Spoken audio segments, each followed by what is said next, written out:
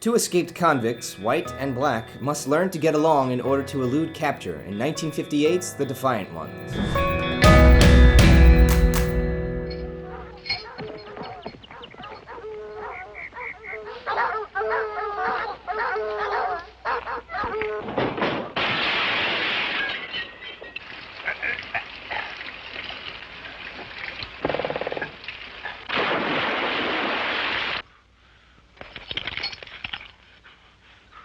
Time's gonna come, Joe.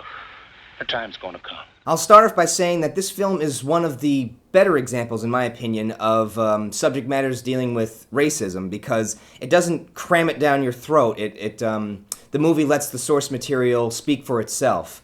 And this is beautifully portrayed by the film's stars, who, in my opinion, take most responsibility for the film's success, Tony Curtis and Sidney Poitier. Now, these two stars were...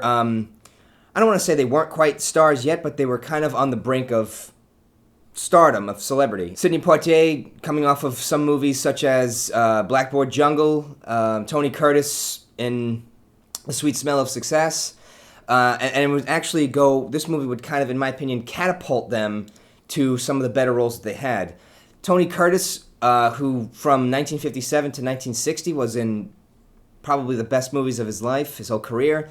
Again, The Sweet Smell of Success, The Defiant Ones, Some Like It Hot, which many consider to be his best performance, and Spartacus. Sidney Poitier would move on to do Porgy and Bess, Raisin in the Sun, In the Heat of the Night, and Guess Who's Coming to Dinner, which was also directed by this film's director, Stanley Kramer, who he was more of a producer than a director, but he actually has a few great films under his belt, so he's probably another great...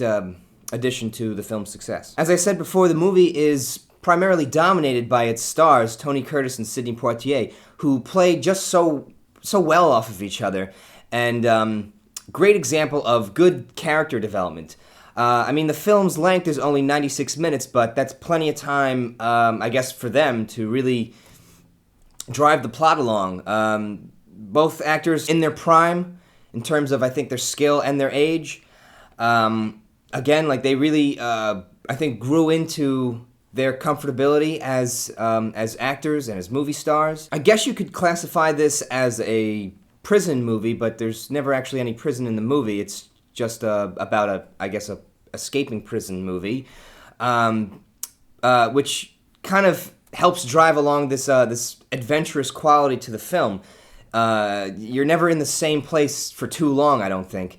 And each shot by shot is done beautifully in terms of how well it was photographed.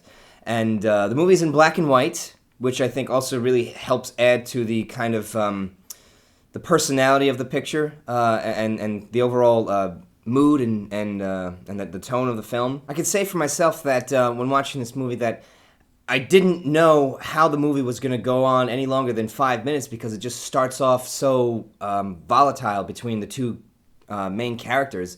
So that should be kind of a good emphasis on just the overall pacing and the energy of the film, which, as I said, it's only 96 minutes, but it really just doesn't let up until the end, and it's going to leave you pretty well surprised at how it starts from here and ends here. That's all I'll say to that. So let me know in the comments what you thought of The Defiant Ones. How did you feel about the performances of the two stars, Tony Curtis and Sidney Poitier? Were there other factors that I didn't mention that contributed to the overall success of the movie? Did you think the movie was a success in your opinion?